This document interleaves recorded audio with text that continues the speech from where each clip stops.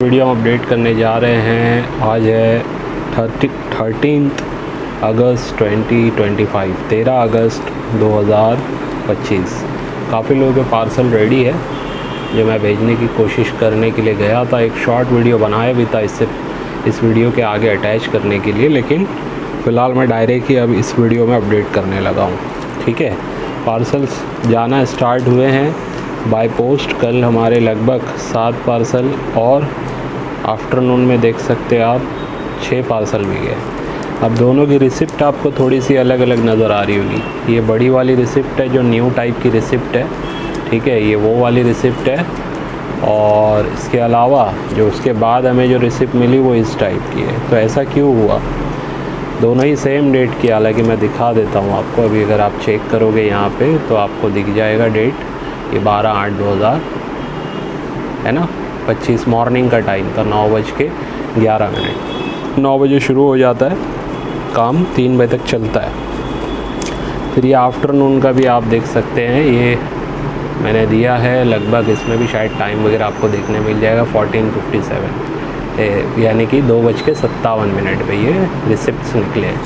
ठीक है, तो दोनों रिसिप्ट अलग अलग है। तो पोस्ट ऑफिस पे काम जो हो रहा है ना, वो सॉफ्टवेयर जो उन्होंने अपडेट किया है, जिसका लेटेस्ट मतलब जो रिसिप्ट निकलता है वो इस टाइप का निकलता है। तो वहाँ पे जो काम हो रहा है, कभी नए सॉफ्टवेयर से हो रहा है, कभी पुराने सॉफ्टवेयर से हो रहा है, और कभी सर्वर हैंग हो जा रहा है या सर्वर चल नहीं रहा है। टेक्निकल यानी अगर मैं उसे कहूँ मतलब आसान भाषा में समझाने के लिए आपको, जो नए लोग हैं जिनको ये सब भाषा मतलब समझ में नहीं आती कि सर्वर क्या होता है वगैरह वगैरह, तो देखिए जो भी सॉफ्टवेयर वगैरह बनते हैं, ठीक है, जो हम मोबाइल में यूज़ कर रहे हैं या कहीं पे भी ऑनलाइन में आप कोई सॉफ्टवेयर यूज़ कर रहे हैं, ये सब सॉफ्टवेयर चलाने के लिए उसको अंदर जो डेटा जमा होता है, जैसे भी ये रिसिप्ट बन रही है तो इसका कुछ ना कुछ लिखा जा रहा है और वो कहीं ना कहीं स्टोर हो रहा है। ठीक है, जो फ़ोटो खींचे जा रहे हैं फिर उसको कहीं ना कहीं मेमोरी वगैरह में, हम मोबाइल की मेमोरी में स्टोर करते हैं। ठीक है, और फिर ऐसा होता है कि बहुत सारा डेटा जमा होने से मोबाइल स्लो होने लगता है। ठीक है, तो ऐसा हमें मोबाइल चाहिए जो फास्ट चले, तो उसके अंदर का सॉफ्टवेयर भी उतना एक्टिव होना चाहिए, उसके अंदर जो जगह है, मेमोरी है, स्टोरेज की जो क्षमता है वो उतनी होनी चाहिए। तो उससे होगा क्या कि अगर आप उसको यूज़ करोगे तो आसानी से चलेगा। तो अब जो नया सॉफ्टवेयर बार बार सर्वर का इशू कर रहा है, वो टेक्निकल रीज़न ये है कि जो लोड आ रहा है पूरे ऑल ओवर इंडिया से, है ना, आसान नहीं है ना इतना, वो मामूली कोई सॉफ्टवेयर तो है नहीं, पूरे इंडिया से डेली बेस पे काम होता है, लाखों में मेरे ख्याल से पोस्टिंग की जाती है। तो वो एक साथ काम जब कर रहा है सॉफ्टवेयर पे, लोड आने की वजह से वो हैंग हो जा रहा है, सर्वर का इशू हो जा रहा है। तो बहरहाल फिर भी मैं समझता हूँ और 1-2 दिन में सारा, या फिर 1 हफ़्ता और लग सकता है, सारा उनका जो भी टेक्निकल प्रॉब्लम्स है वो एकदम फ्रिक्वेंट हो जाएगी। लेकिन फिर भी जो भी है कुरियर से भेजने में पार्सल भेज दूंगा। एसेसरीज़ वगैरह के भी जो पार्सल्स हैं हमारे, ठीक है, या फिर बुक्स के हैं, या फिर जो पिछली वीडियो आई है उसके जो कॉइन्स वगैरह के पार्सल्स हैं, वो सब कुछ चले जाएंगे। ठीक है, तो आज मैं कोशिश करूँगा आज ही आपके पार्सल्स यहाँ से निकाल दूँ। आज की एक लर्निंग वीडियो है, कुछ बताना चाहता हूँ आप लोगों को कॉइन क्लीनिंग से रिलेटेड।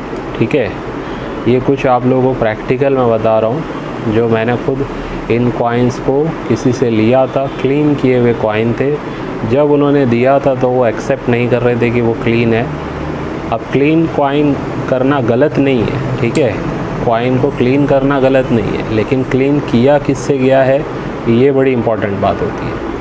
वक्ती तौर पे यानी कि टेम्प्ररी महीने के लिए, 2-3 महीने के लिए कॉइन को अच्छा चमका देना, ठीक है, वो इम्पॉर्टेंट नहीं है क्लीनिंग में। इम्पॉर्टेंट ये है कि कॉइन क्लीन होने के बाद 1-2 महीना भले ही वो चमके नहीं, वो थोड़ा सा अच्छे से साफ़ हो जाए, उसकी डर्ट निकल जाए। जैसे कि ये कॉइन है, अगर इसके ऊपर जो भी धूल मट्टी लगी है, ये कोई निकालने के लिए क्लीन करना चाहता है तो वो क्लीन कर सकता है।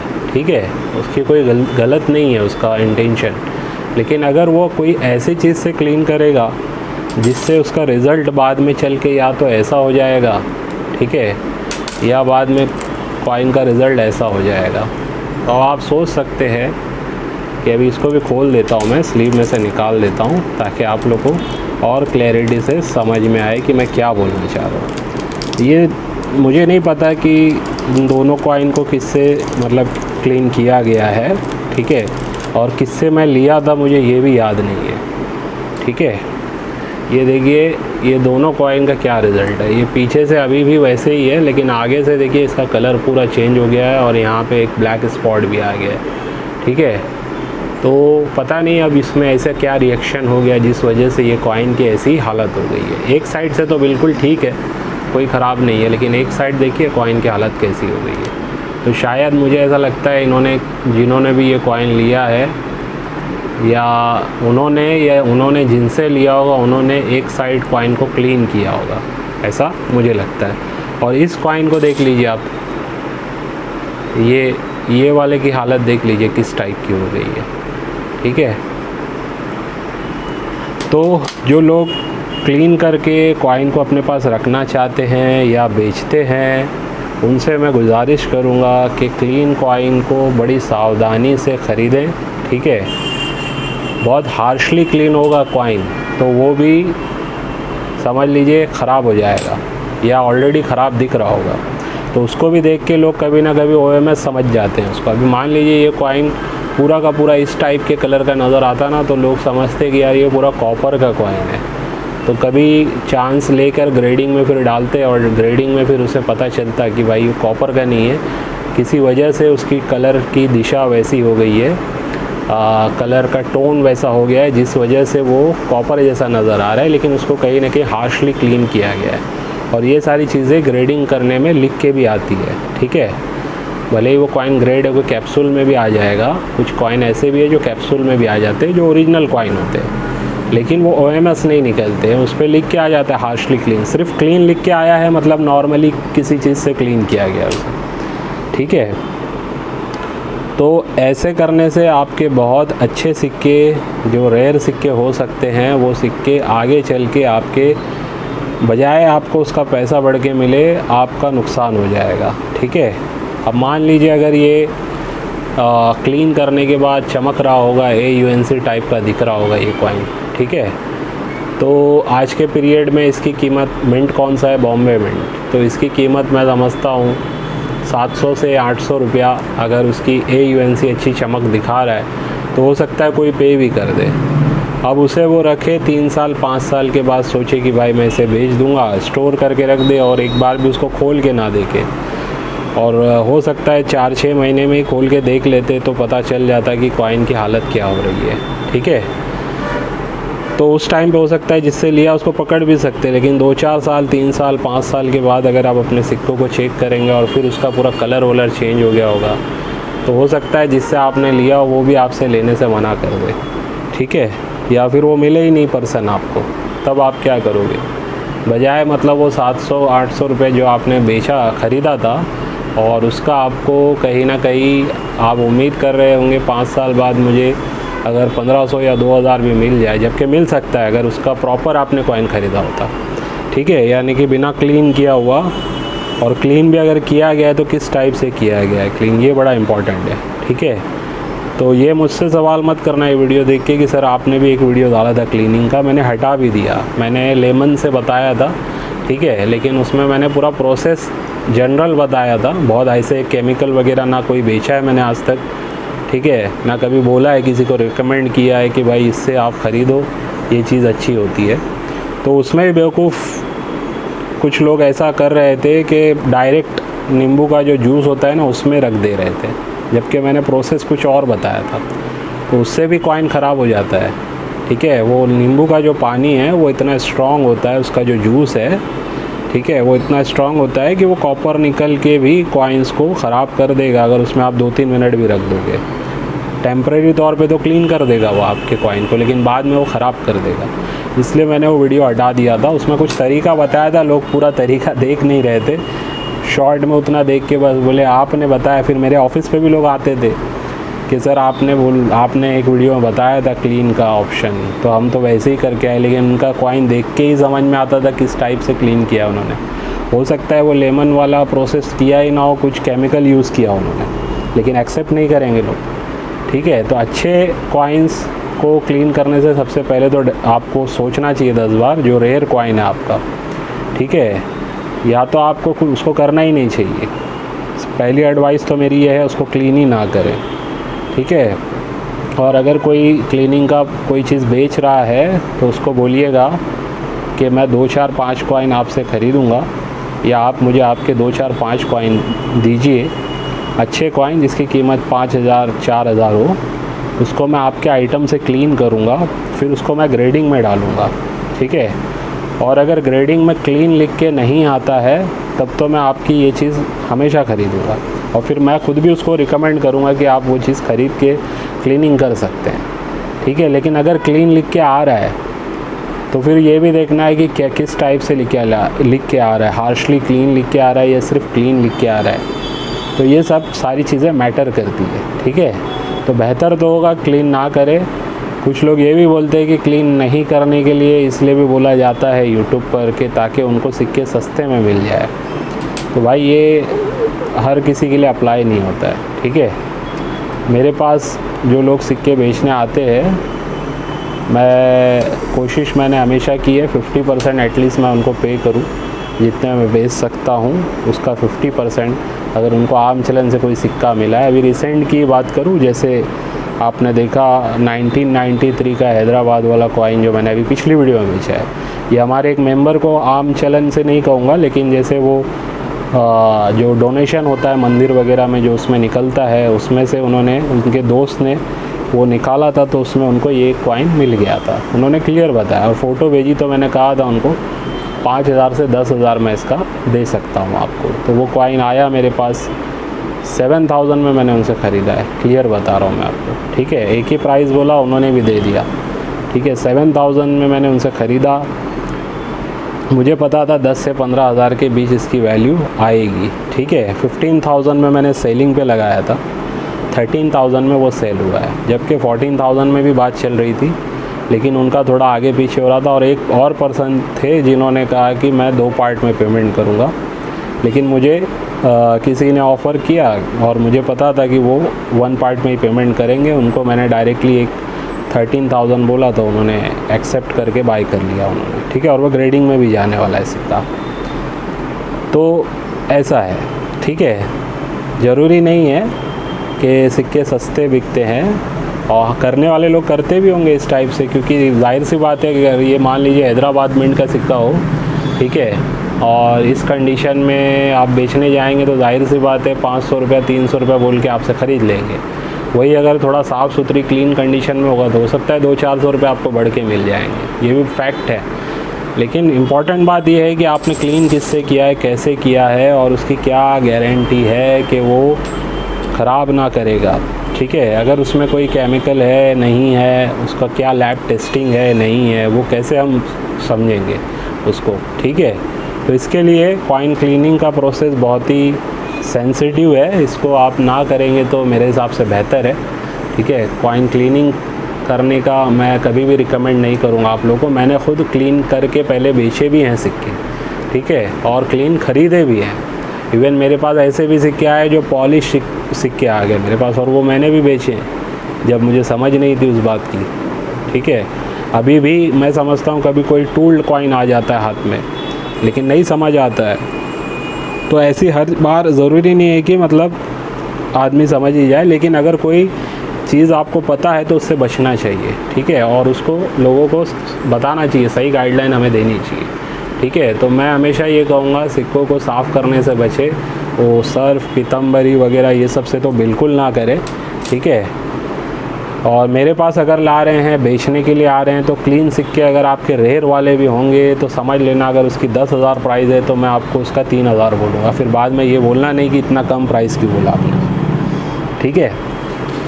भले ही फिर मैं उसको 10,000 में बेचूँ, अब उसमें भी आपको ये नहीं बोलना है कि सर आपने तो मेरे से 3,000 में ख़रीदा था, 10,000 में क्यों बेचा, ठीक है। ये भी मैं आपको ओपनली बोल रहा हूँ। तो बोल इसलिए रहा हूँ कि वो मेरे पास मत लाइए आप क्लीन सिक्के। कुछ लोग फ़ोटो में भेज रहे हैं रेयर सिक्के, लेकिन क्लीन है, क्लियर नज़र आ रहा है, मुझे समझ आ रहा है मेरे एक्सपीरियंस के हिसाब से। इवन कॉपर के भी जो सिक्के आते हैं ब्रिटिश के, उनको भी क्लीन करके भेजा जा रहा है फ़ोटो वगैरह में। सिल्वर के सिक्कों को क्लीन करके भेजा जा रहा है और बोल रहे कि सर क्लीन नहीं है। ठीक है, अब मैं कैसे समझाऊँ उनको, और बोल रहे अपॉइंटमेंट दो, आपको हम ये रेयर सिक्के ला के देना चाहते हैं। तो देखिए, क्लीन सिक्के मैं नहीं ख़रीदूँगा। ठीक है, दूसरी बात, रेयर सिक्का होगा, कंडीशन बहुत लो होगी तो भी नहीं ख़रीदूँगा। स्कार वेरी स्कार एक्स्ट्रा फाइन में नहीं ख़रीदे जाएंगे फ़िलहाल। ठीक है, हाँ जिसकी मुझे ज़रूरत होगी हो सकता है मैं उनमें से ले लूँ कुछ सिक्के, लेकिन अगर भर के आप लाओगे तो फ़िलहाल नहीं लिए जाएंगे। रेयर सिक्के कम से कम एक्स्ट्रा फाइन प्लस कंडीशन के होने चाहिए। ठीक है, अच्छी कंडीशन के होने चाहिए, फिर हमारी डील की प्राइसिंग मैच होगी तो जाहिर सी बात है हम बाई कर लेंगे और कर ही रहे हैं। इसके अलावा जो सिक्के स्कार वेरी स्कार श्रेणी के हैं, वो सिक्के अगर हाई ग्रेड के हैं आपके पास, यानी कि UNC BUNC ग्रेड के, तो आप हमें बता सकते हैं, वो हम ख़रीदते हैं। ठीक है, इवन ब्रिटिश इंडिया के भी इवन कॉमन सिक्के अगर UNC ग्रेड के आपके पास कॉपर वाले हों, कॉपर निकल वाले हों या फिर सिल्वर वाले हो, कॉमन वाले भी अगर UNC ग्रेड के हैं आपके पास, जिसकी प्राइस में बुक में प्राइस अगर 100 रुपया 200 रुपया 500 रुपया ही भी दी गई है UNC ग्रेड में, वो भी हम आपसे ख़रीदेंगे। ठीक है, बहुत ज़्यादा लॉट नहीं, लेकिन कुछ ना कुछ आपका बिक जाएगा। और रेयर सिक्के बिकते हैं। ठीक है, ये बात याद रखिए। बहुत सारे लोग आके जा भी चुके हैं, अभी मैं सबका वीडियो नहीं बनाता हूँ।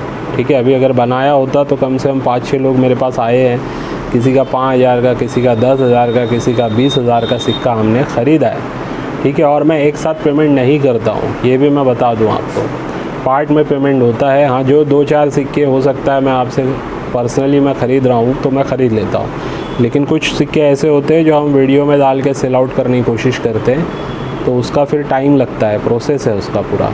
ठीक है, तो इन सारी चीज़ों को माइंड सेट करके अगर आप मेरे ऑफिस पे आएंगे बेचने के लिए, तो आपको समझ में आएगा कि हाँ सिक्के बिकेंगे, लेकिन उसका एक प्रोसेस होता है। जैसे आपका बहुत रेयर सिक्का है और ऑक्शन में भी अगर आप बिकवाने के लिए जाओगे ना, तो ऑक्शन हाउस वाले भी आपसे वो सिक्का लेके तुरंत पैसा नहीं देंगे। जब उनका ऑक्शन लगेगा, पहले तो सिक्का सबमिट करो, जब ऑक्शन लगेगा, भले उसमें 10 दिन लगे, 20 दिन लगे, 1 महीना लगे, फिर वो बिकेगा। बिकने के बाद भी 45 डेज़ का टाइम दिया जाता है, 2 मंथ्स का टाइम दिया जाता है पेमेंट रिलीज़ करने के लिए।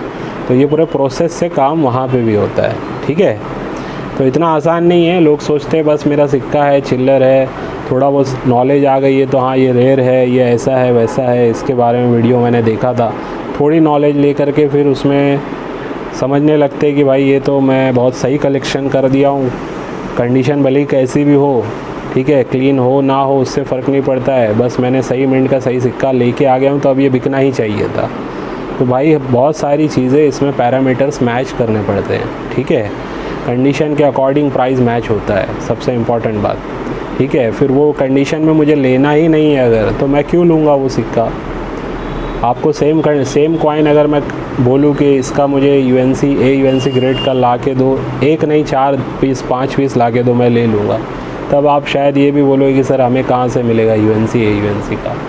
तो अभी प्रैक्टिकल जो है वो है भाई। ठीक है, एक्स्ट्रा फाइन मेरे पास भी कॉइन्स रखे हुए हैं। ठीक है, कभी मैं बेचता भी और कभी ख़रीदता भी हूँ, लेकिन हर बार नहीं ख़रीदता हूँ मैं।